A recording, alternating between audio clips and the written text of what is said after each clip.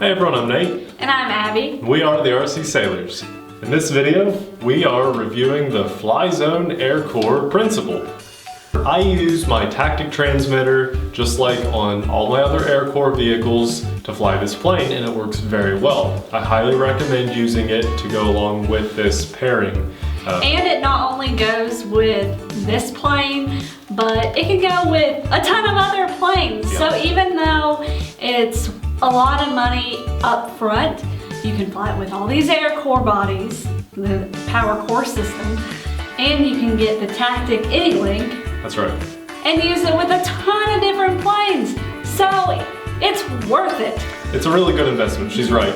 And she said it was a ton of money, but really it's not that expensive up front, especially compared to other universal transmitters like this. The plane itself was so easy to put together, I put it together on the field. I had not had this plane out of the package. I didn't even open the box to look at it when I got it, till we took it out to the field to show you guys how easy and quick it is to build, from getting it online or from a store to flying it. It only took about 3 minutes or less to get this plane ready to go. Using my tactic transmitter, I didn't have to bind anything, and I didn't trim anything to fly this plane, and it flew very well. The Flyzone Principle is kind of classified as a trainer. Compared to the other AirCore body styles, this one is the most trainer-esque. But it's not really trainer. Not really. Do they call it a trainer because it only has 3 channels? I think so. Okay. I think that's part of the reason. Well, I don't even know if they even specify it as a trainer, but that's usually what it's referred to as. Right. Online, people view this as a trainer plane. Now, for the AirCore Series, it is. And let me say, if the flying conditions are perfect, this one is much easier and slower to fly than the AirCore, all the other body styles that are out as of right now. This plane also is the only one in the series that does not have aileron control. The wing itself is a fixed wing with no ailerons. But they make it look like it has ailerons.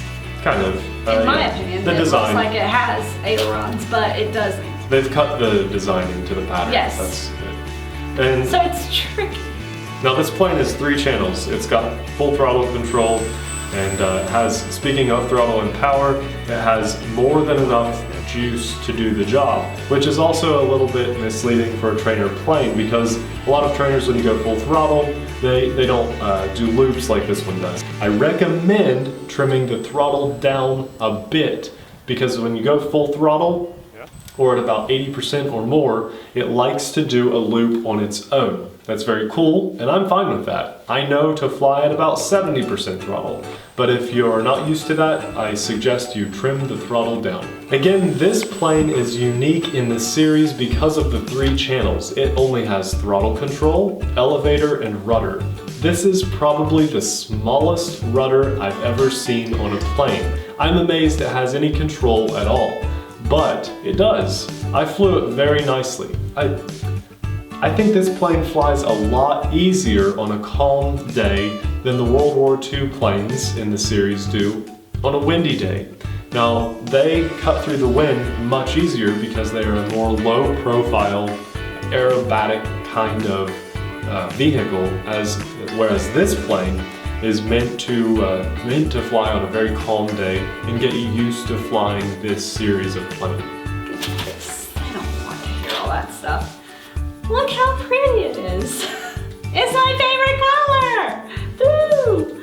It's very pretty. I like this one. It's a pretty durable plane. My landings were not the smoothest of landings, and each time the prop snapped off the way it was supposed to. But I was able to catch it in my hand. Never do this. I don't recommend anybody ever try this at home. I've done this a lot while growing up. I have a good bit of experience catching my planes. I've done it a lot more than just this once. You have to make sure you cut the throttle just in time. You don't want to cut your hand off. I caught it by the front of the plane. Don't try it at home. I did catch it while flying though, just to show you that I'm pretty confident in the flight characteristics of this plane. I think the only The only negative thing I can say really about this plane is that the battery was actually kind of hard to get to, kind of, because when you pop the little nose off of this plane, right, kind of like the engine hood, that's all the access you have, and my wires are towards the back end of the body, of the fuselage, so it was hard for me to get the battery in place where they want it. Other than that, I can't really say anything bad about it. This plane uses the same battery as all of the other planes do because it uses the AirCore power core system. I suggest picking up maybe 2 or 3 more of them to keep you airborne longer on the field. The flight time of this seems to be very close to 10 minutes, and the charge time is roughly a half hour to 45 minutes if they're not fully discharged. I would recommend this for really anybody, but here's my exception. It needs to be on a very calm day. Don't try to fly this in any wind, really, at all. Maybe very, very light breezes, and that's it. Or else it's going to go. It's a great plane though. I really like the Flyzone AirCore system a lot. I think that a lot of planes would benefit from doing a similar style of setup. Why in the world wouldn't you want to buy one power core system for a plane and then buy different bodies and save money? You have one size battery, I'm using one transmitter, I don't even have to trim it when I fly these different planes. It's an amazing setup. It is a great introduction into the series. I've had nothing but a good experience with this plane. Abby and I want to thank Hobbyco for sponsoring this episode of the RC Sailors. We also want to thank you very much for watching, because without you, we wouldn't be us, the RC Sailors. We'd like to invite you to stop by our channel, maybe watch another video or two, especially in the AirCore series. We'll have a link at the end of the video. And if you like what we do, then consider subscribing. Thanks for watching, everyone. We'll see you in the next video.